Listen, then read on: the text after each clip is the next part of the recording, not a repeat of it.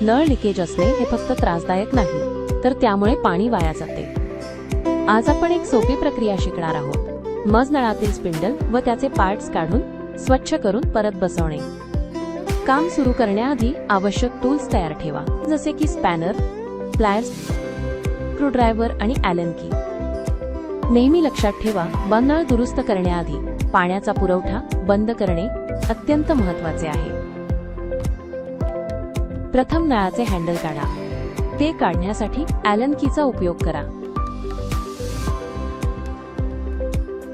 त्यानंतर ॲडजस्टेबल स्पॅनरचा वापर करून स्पिंडल सैल करा. काळजीपूर्वक बाहेर काढा.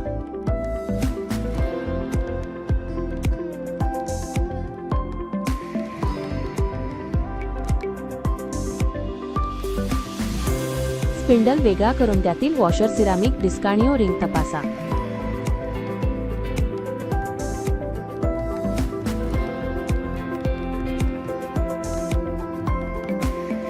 धूळ किंवा गंज असेल तर स्वच्छ करा.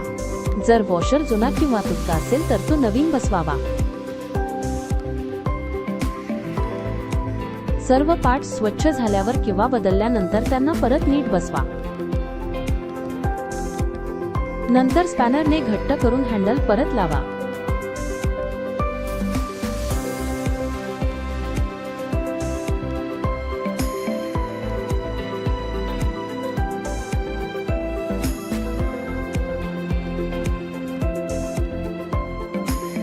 आता पाण्याचा पुरवठा सुरू करा आणि नळ उघडून तपासा. नळातून पाणी व्यवस्थित येत आहे आणि गळतीही बंद झाली आहे.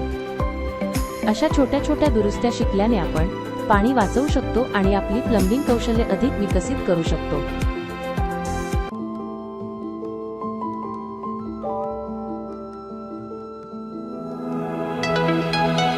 Please like and subscribe this channel.